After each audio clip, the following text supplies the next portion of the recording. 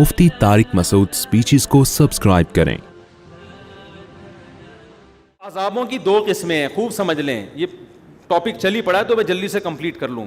ایک عذاب وہ ہوتا ہے جس کے عذاب ہونے میں دو رائے ہو نہیں سکتی ہیں، اس کو قدرتی آفت قرار دیا نہیں جا سکتا۔ وہ اللہ پراپر ارادہ کرتا ہے کہ میں اس قوم کو تباہ کرنا چاہتا ہوں اور اس کی کوئی سائنٹیفک لاجک نہ بھی ہو تو میں کیا کر دوں گا، اس کو تباہ کر دوں گا۔ جیسے قوم عاد پہ عذاب آیا، قوم لوط پہ عذاب آیا، قوم سمود پہ عذاب آیا۔ وہ جو عذاب آیا نا قوم لوط قوم سمود پر، پیغمبر بتاتے، نوح علیہ السلام کی قوم پہ عذاب آیا، اس وقت بارش کا ان کی محکمہ موسمیات والوں کے ہاں دور دور تک کوئی بھی انتظام، کوئی بھی امکان نہیں تھا۔ یہی وجہ ہے کہ قرآن کہتا ہے نوح علیہ السلام جب کشتی تیار کر رہے تھے تو قوم مذاق اڑاتی تھی کہ نہ کوئی قریب میں دریا ہے نہ سمندر ہے، اور اس موسم میں ویسے بھی بارش نہیں ہوتی، کبھی بھی بارش نہیں ہوئی ہے، دور دور تک بادل کا کوئی ٹکڑا نظر نہیں آ رہا، اور یہ ایسے ڈرے بیٹھے اتنی بڑی کشتی بنا رہے ہیں جیسے پتہ نہیں کیا ہونے والا ہے۔ تو نوح علیہ السلام نے کیا کہا، ان تسخروا منا فإنا نسخر منکم، تم مذاق اڑاؤ ان قریب ہم تمہارا مذاق اڑائیں گے۔ کیا نوح علیہ السلام کا سائنسدانوں سے رابطہ تھا، محکمہ موسمیات والوں سے؟ وہی کے ذریعے اللہ بتا رہا تھا کہ ان کی باتوں میں نہ آئے، میں اپنی قدرت سے بغیر کسی سبب کے ایسی بارش برساؤں گا کہ اس میں ہلاک کروں گا، اور صرف نافرمان ہلاک ہوں گے، ایک نافرمان بھی نہیں بچے گا، سارے نیک لوگوں کو بچا لوں گا میں۔ یہ ایسا عذاب ہے جس کی کوئی سائنٹیفک لاجک بولو نہیں ہے، یہ قرآن سے ثابت ہے کہ اس طرح بھی ہوتا ہے۔ قوم عاد پہ جو عذاب آیا، فلما رأوه عارضا مستقبلا فلما رأوه عارضا کیا ہے وہ آیت بھائی، فلما رأوه عارضا مستقبل اودیتهم قالوا هذا عارض ممطرنا، جب انہوں نے بادل کا ٹکڑا، وہ حضرت ہود علیہ السلام بار بار قوم سے کہہ رہے تھے کہ اب عذاب آ رہا ہے، اب میں جا رہا ہوں بستی چھوڑ کر، اب کیا آ رہا ہے، اللہ کا عذاب۔ تو یہ وحی کے ذریعے بتایا نا، محکمہ موسمیات والوں کے ذریعے نہیں بتایا۔ تو وہ قوم ہنسنے لگی، پھر دیکھا واقعی کالے بادل آ رہے ہیں، تو اس قوم نے کہا یہ تو بادل ہیں جو نارمل بادل ہوتے ہیں، پانی برسے گا، یہ عذاب کہاں ہے؟ تو انہوں نے کیا، بل ہوا، وہ کیا ہے، ھذا عارض قال بل ہوا ما استعجلتم به ریح فیہا عذاب علیم، بارش نہیں ہے، یہ وہ عذاب ہے جس کی تم جلدی میں چاہ رہے تھے، اور اس سے پانی کے بجائے پتھر برسیں گے آسمان سے۔ تو یہ وہ تھا کہ اس وقت جاپان کے سائنسدان بھی بیٹھے ہوئے ہوتے ہیں نا، محکمہ موسمیات والے، وہ بھی یہ کہتے ہیں یار اس کی کوئی سائنٹیفک لاجک نہیں ہے۔ بالکل ایسا ہی ہے جیسے عیسیٰ علیہ السلام بغیر باپ کے پیدا ہو گئے، کوئی لاجک ہے اس کی سائنٹیفک؟ یہ اللہ اپنی قدرت دکھاتا ہے، کوئی سبب موجود نہیں ہے مگر اس نے حضرت عیسیٰ کو بغیر باپ کے حضرت مریم کے بطن سے پیدا کیا، پھر ان کی پاک دامنی کا اعلان بھی کروا دیا، لوگ نے انگلیاں اٹھانا شروع کر دیں، بچہ ماں کی گود میں کبھی بھی نہیں بول سکتا، لیکن عیسیٰ ابن مریم ماں کی گود میں بولنے لگے، انی عبد اللہ، میں ولد الزنا نہیں ہوں، اللہ کا بندہ ہوں، اور عام انسان بھی نہیں، اللہ کا پیغمبر ہوں، آتانی الکتاب، اور عام پیغمبر بھی نہیں، مجھے انجیل ملے گی، باقاعدہ پیغمبر یعنی صاحب کتاب پیغمبر ہوں، اور مجھے توحید کا حکم دیا گیا۔ تبھی بہت سارے جو اس وقت یہودی تھے وہ آپ پر ایمان لے آئے، اور پھر وہ جانتے تھے کہ مریم پاک دامن، یہ خاندان کتنا پاک دامن۔ تو اللہ پھر نا وہ ساری باتیں الوجیکل ہو رہی ہوتی ہیں، وہ ساری باتیں۔ تو قوم سمود پہ جو عذاب آیا، قوم عاد پہ جو عذاب آیا، لوط علیہ السلام کی قوم پہ عذاب آیا کہ تھوڑے سے لوگوں کو اللہ نے نکالا اور پوری قوم کو الٹا کر کے تباہ کر دیا، اور پتھروں کی بارش بھی برسائی آسمان سے۔ تو اس طرح کے عذاب اب بھی آ سکتے ہیں، لیکن جب اس طرح کے عذاب آتے ہیں تو اس میں میجورٹی نافرمانوں کی ہلاک ہوتی ہے۔ جیسے یہاں جو ہلاک ہوئی نا، سارے نافرمان ہلاک ہوئے اور سارے نیک لوگوں کو اللہ نے بچا لیا۔ کچھ عذاب ایسے ہوتے ہیں جن کے بارے میں ہمارے لیے یہ دعویٰ کرنا کہ یہ واقعی عذاب ہے یا آزمائش ہے، یہ ہمارے لیے ممکن نہیں ہے۔ سمجھ میں آ رہی ہے بات؟ یہ وہ عذاب ہیں جن کی کوئی نہ کوئی لاجک ہوتی ہے، جو دنیا میں ہمیشہ سے آ رہے ہیں۔ حضرت عمر رضی اللہ تعالیٰ عنہ کے دور میں قحط پڑا ہے، شدید ترین قحط پڑ گیا، اتنا زبردست قحط پڑا کہ حضرت عمر نے چور کی سزا ہی ختم کر دی۔ سمجھ میں آ رہی ہے بات؟ کہ بھائی اگر ہم چور کا ہاتھ کاٹیں تو بھوک سے لوگ مر رہے ہیں, چوری نہیں کریں گے تو کیا کریں گے وہ؟ حالانکہ ہاتھ کاٹنے کا حکم کس نے دیا ہے؟ قرآن نے. کیا حضرت عمر قرآن کی آیت کا انکار کر سکتے ہیں؟ لیکن انہوں نے کہا نہیں بھائی اب یہ سزا جاری نہیں ہو سکتی, بھوک سے مر رہے ہیں. اس دور میں اگر کوئی یہ کہے کہ یار یہ جو قحط پڑا یہ لوگوں کے گناہوں کا عذاب, او بھائی تاریخ میں اس جیسی عادلانہ حکومت اور اس جیسے پرہیزگار لوگ دنیا میں وجود میں اب تک نہ اس سے پہلے نہ اس کے بعد کبھی وجود میں آئے ہیں. لیکن پھر بھی قحط پڑا ہے کہ نہیں پڑا؟ اس دور میں کوئی کہہ دیتا یہ خدا کا عذاب ہے نافرمانی پر, تو یہ عذاب نہیں ہے, یہ کیا ہے؟ یہ آزمائش ہے.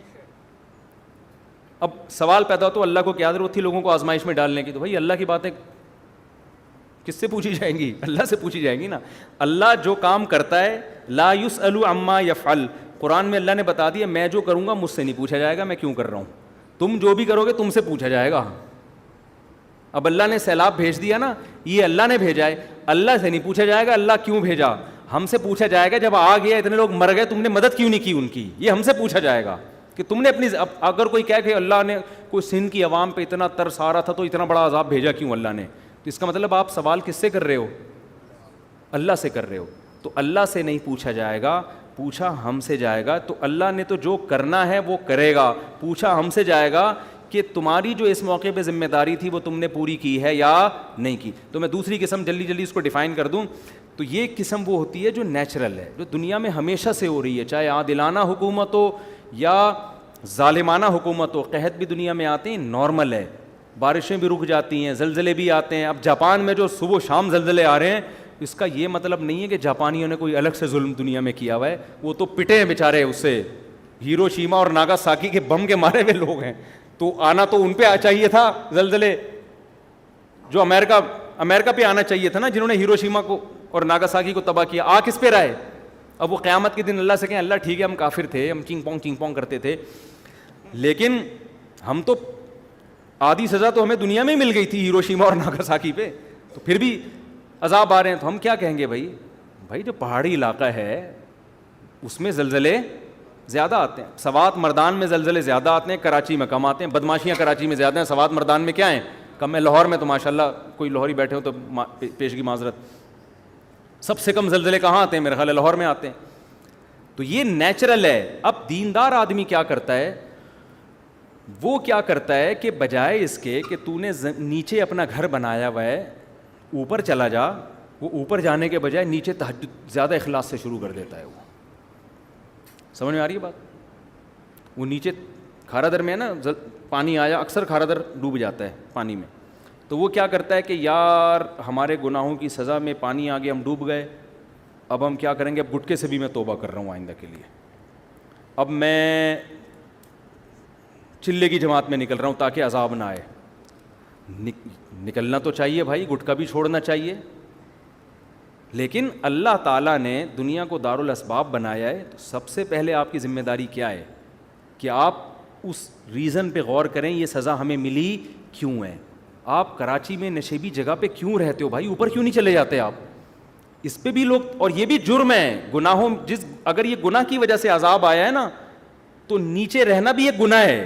کہ جب آپ کو پتہ ہے کہ ملک میں ڈیم ہے نہیں, جن کے پاس وسائل ہیں, جن کے پاس وسائل نہیں ہیں وہ تو بیچارے مجبور ہیں نا, جن کے پاس وسائل ہیں میں ان کی بات کر رہا ہوں.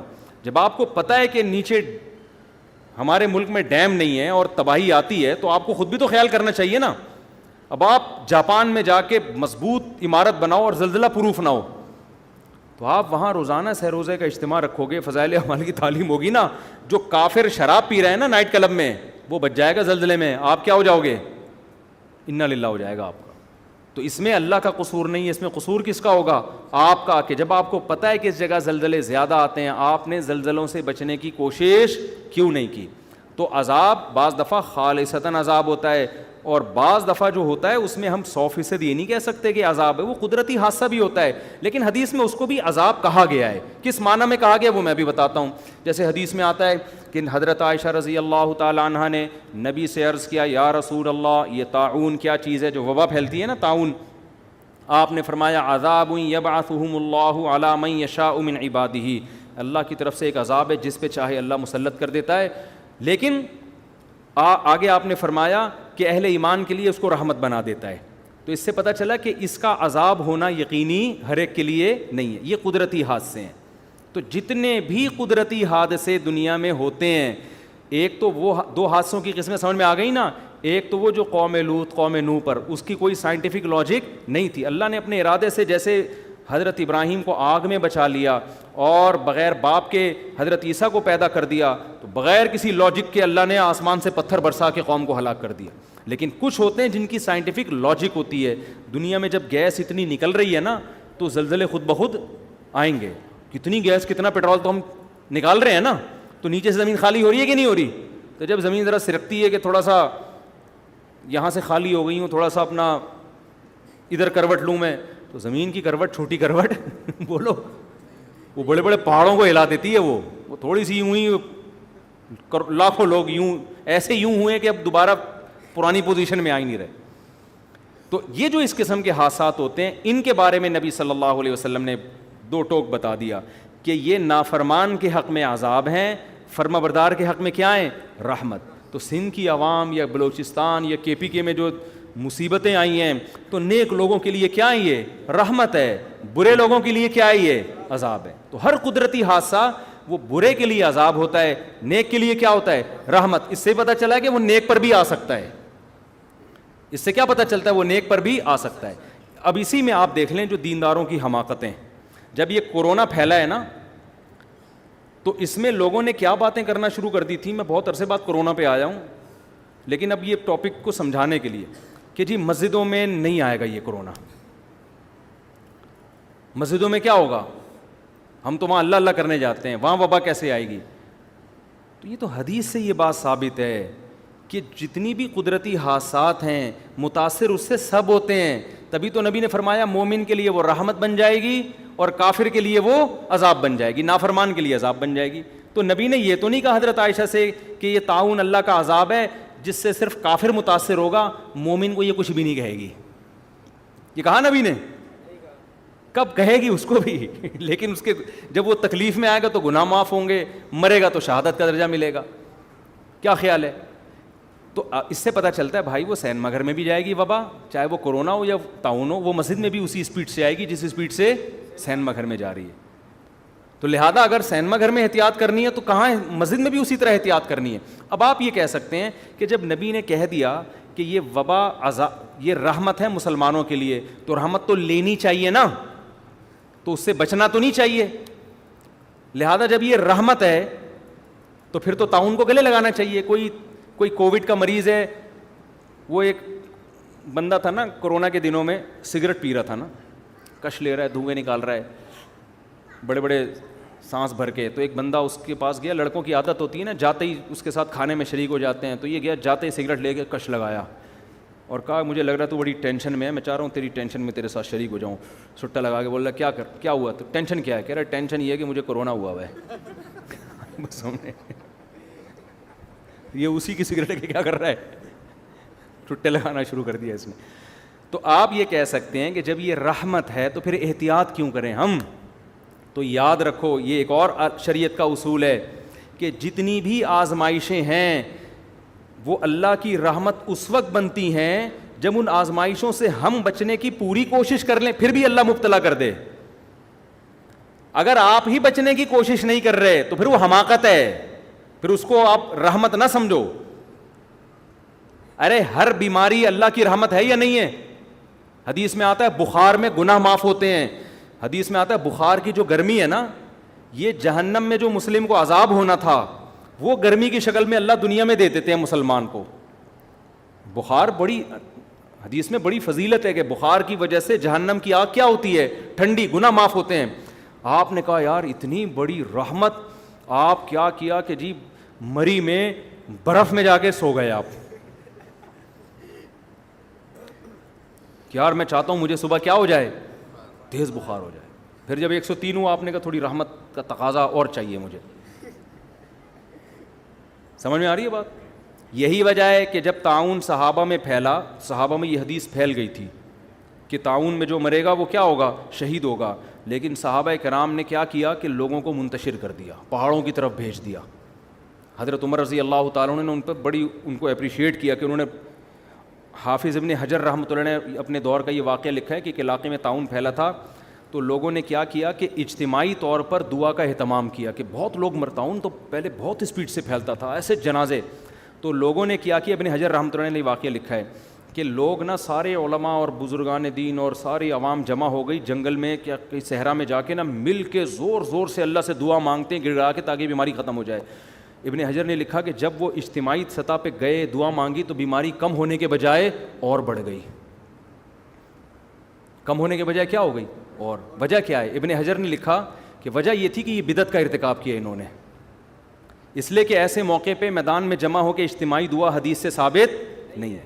حدیث سے تو نماز استسقاء میں ثابت ہے کہ اجتماعی طور پہ جمع ہو کے دعا مانگیں، یہ تو آپ نے اپنی طرف سے، لیکن اس کی ایک سائنٹیفک لاجک بھی ہے کہ بھائی اسلام پہلے آپ کو احتیاط کا حکم دیتا ہے، اس کے ساتھ دعا کا حکم دیتا ہے. سمجھ میں آ رہی ہے بات؟ بیماری جب یہ سب کو پتا ہے کہ طاعون کی بیماری ایک دوسرے سے لگتی ہے، اس زمانے میں بھی سب کو پتا تھا، تبھی تو لوگ ایسے علاقوں میں جاتے نہیں تھے جہاں طاعون پھیلا ہوا ہو.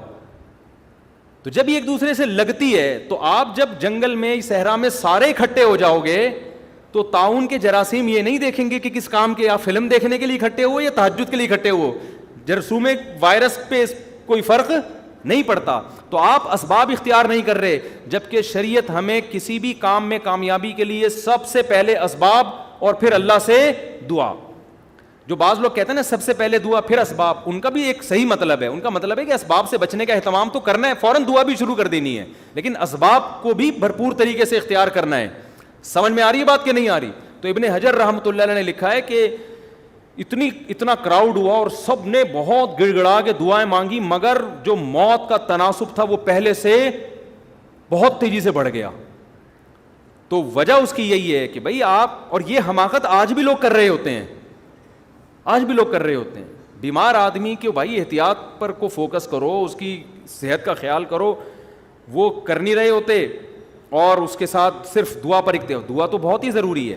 ایک آخری بات کر کے بس بیان ختم کرتا ہوں کہ دیکھو یہ تو میں نے دو قسم کے حادثات کی پوری ڈیٹیل بتا دی نا، کہ ایک تو وہ واقعی جو خالصتاً قدرتی ہوتے ہیں، اور ایک وہ جس کی لاجک زمین میں ہمیشہ سے نیک لوگوں پر بھی آفتیں آتی ہیں، بروں پر بھی آتی ہیں، بیماریاں بھی اور زلزلے بھی اور طوفان بھی. تو ہمیں بجائے اس بحث میں کہ یہ عذاب ہے کسی کے گناہ کی وجہ سے یا یہ کیا ہے، ہمیں وہ یہ تو اللہ کا کام تھا نا جو اللہ نے کیا، ہمیں اللہ کہتا ہے تم وہ کرو جو تمہاری ذمہ داری. ہماری ذمہ داری کیا ہے؟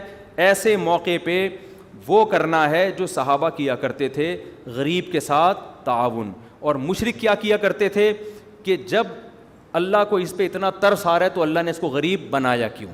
تو وہ آج بھی کہہ سکتا ہے مشرک کہ اگر اللہ ہم سے کہہ رہا ہے کہ سیلاب زدگان کی مدد کرو تو اللہ کو اتنا ان پہ ترس آ رہا ہے تو سیلاب بھیجا کیوں؟ ٹھیک ہے نا، اللہ نے زلزلہ ڈالا کیوں؟ تو اللہ کہے گا جو میرا کام ہے بھائی وہ میں کروں گا، جو تمہارا کام ہے کس نے کرنا ہے؟ تم نے. اور یہ بھی ذہن میں رکھو کہ عذاب یہ جو قدرتی آتے ہیں نا، یہ بھی بعض دفعہ خالصتاً عذاب بھی ہوتے ہیں کہ ہمارے یعنی سبق کے لیے ہمیں ہر مصیبت کو اپنے لیے عذاب ہی سمجھنا چاہیے.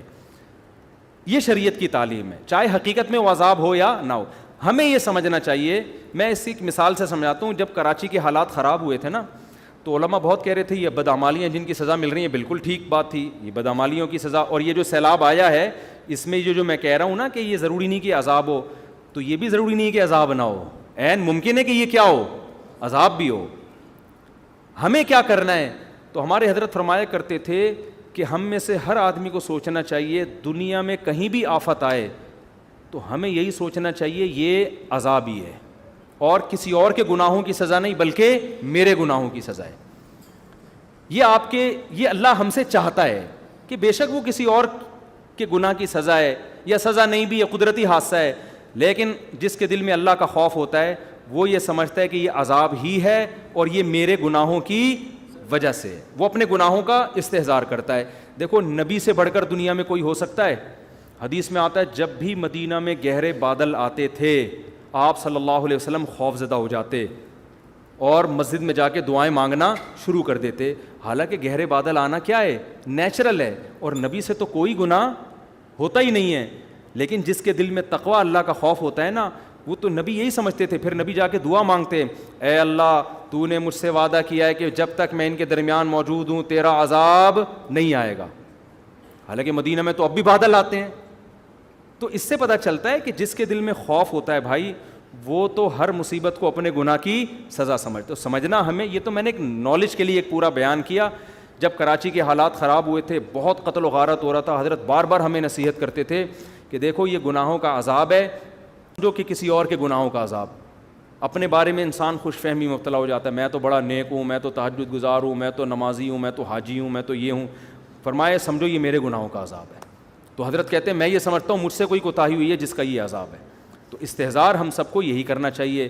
کچھ بھی آفت آ رہی ہے اپنے گریبان میں جھانکے, بھائی شاید یہ میرے سے کوئی غلطی ہوئی ہے جس کا یہ عذاب. اگر کوئی عالم بہت نیک ہے, کوئی گناہ نہیں ہو رہا اس سے, وہ یہ سمجھے میں تبلیغ میں کوتاہی کر رہا ہوں, جتنا میرے ذمے تھا حق بیان کرنا میں اتنا حق بیان نہیں کر رہا, جس کی وجہ سے یہ عذاب ہے. تو سمجھنا ہم سب کو یہی چاہیے کہ یہ میرے گناہوں کی سزا ہے, لہذا اللہ سے توبہ اور استغفار کرنا چاہیے. اس کا فائدہ کیا ہوگا؟ اگر یہ واقعی آپ کی گناہوں کی سزا ہے, توبہ استغفار سے معاف ہوگی. نہیں ہے تو توبہ استغفار کرنے پہ کوئی ٹیکس لگتا ہے کیا؟